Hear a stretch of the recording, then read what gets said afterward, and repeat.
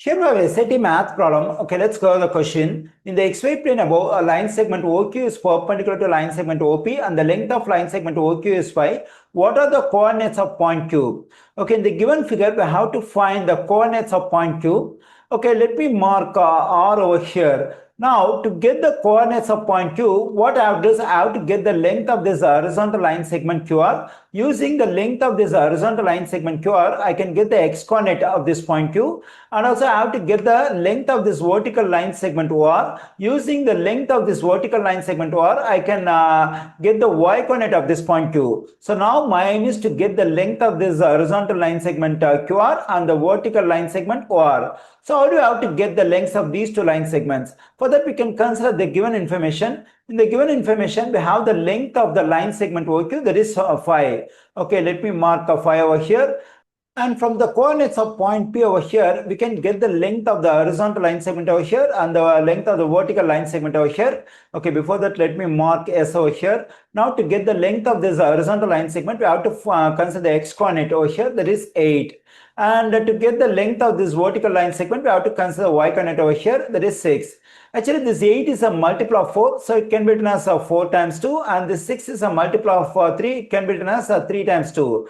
Okay, now let's consider the right triangle OPS over here. In this right triangle OPS, this OP is a hypotenuse because it is opposite to the right angle. Now let's consider the remaining two legs, OS and PS. Okay, here the length of OS is a multiple of 4 and the length of PS is a multiple of 3 with the same factor 2. Okay, in a right triangle, apart from the hypotenuse, if the lengths of the two remaining legs are 4 and 3 with the same factor, then the length of the hypotenuse has to be a multiple of 5. Because it is a 3, 4, 5 right triangle, then the length of the hypotenuse will be a multiple of 5 with the same factor 2. So then the length of the hypotenuse can be written as 5 times 2, or it is 10. Otherwise, we can use Pythagorean theorem or to get the length of the hypotenuse in this right triangle. So anyways, the length of the hypotenuse OP in this right triangle is 10. Okay, now let me consider the interior angle measure over here in this right triangle as x, and let me consider this angle measure as y, and also I consider this interior angle measure in this right triangle as z. Okay, here we can consider this particular part of information. The line segment OQ is perpendicular to line segment OP. So OQ is perpendicular to OP. Then the angle between OQ and OP is a right angle. So then this x and y will add up to 90 degrees. So we can write this one as x positive y equals to 90. And here always the angle between x-axis and y-axis is right angle. So this y and z will add up to 90 degrees. So we can write as y positive z equals to 90. Okay, now we can consider this is equation number 1 and this is equation number 2. Let me subtract the second equation from the first equation. Okay, here I take the first equation as it is x positive y equals to 90. Since we have negative sign in front of the second equation, we have to multiply all the terms of the second equation by negative sign. Then I'm getting negative y, negative z equals to negative 90. Okay, here positive 90, negative 90 will cancel out. Positive y, negative y will cancel out. I'm getting x negative z equals to 0. Let me add z to both sides of this equation. This negative z, positive z will cancel out. Then I'm getting x equals to z. Okay, here the interior angle measure x in this right triangle, the interior angle measure z in this right triangle are equal. So and also here we have a right angle, here we have a right angle. So the two angles, interior angles of this right triangle are equal to the two interior angles of this right triangle.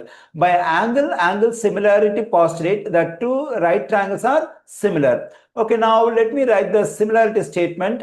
Okay, now let me consider the vertex O in this right triangle over here. Okay, let me write it. And what is the corresponding vertex in this right triangle? Again, we have the same O because the vertex O in this right triangle, we have the interior angle x, and here we have interior angle z. X and z are equal. So that's why I'm saying the vertex O at this right triangle and the same vertex O in this right triangle are corresponding vertices. Okay, let me write it. Now let me consider the vertex R in this right triangle, and the corresponding vertex in this right triangle is S, because at R and S we have right angles. Let me write it. And the third vertex in this right triangle is Q, and the third vertex in this right triangle is P. Let me write it. So these two triangles are similar by angle similarity postulate. Okay, now let's consider the sides of the two similar right triangles over here. Whenever two triangles are similar, then the corresponding sides are proportional. Okay, now let me take the side OR in this triangle. To get the corresponding side in this triangle, we have to consider the letters at the same position, that is OS.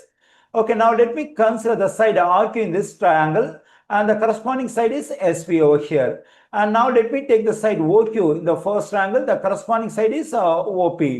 Okay, here since the two triangles are similar, as I said earlier, the corresponding sides are proportional. That means all these three ratios are equal. Okay, here I do not know the length of this line segment OR. So we have to keep this one as it is, and I have the length of this line segment OS. Its length is 8. So we can plug in 8 for OS over here. And for RQ, I do not know the length. Actually, I have to find. We can write this RQ as it is. And for SP, we have the length that is 6. Let me plug in 6 for SP. And for OQ, we have the length 5. We can plug in 5 for OQ. And for OP, we have 10. Okay, here we can simplify this one. 5 goes into 5 one times and 5 goes into 10 2 times.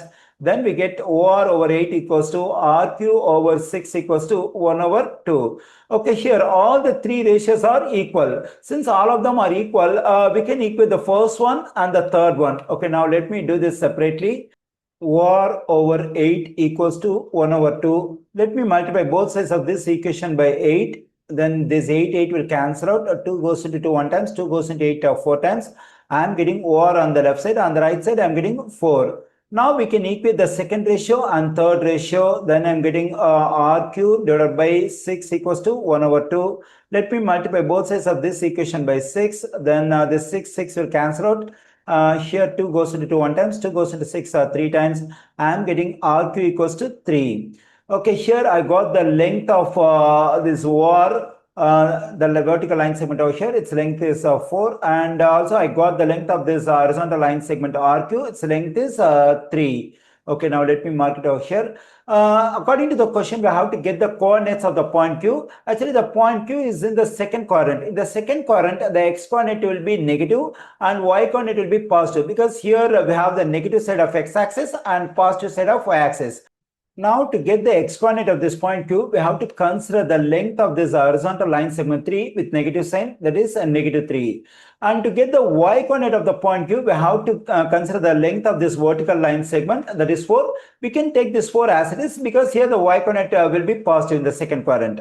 Okay, here I got the coordinates of point Q. They are negative 3, 4. We find this negative 3, 4 in answer choice C. The correct answer choice for this question is C.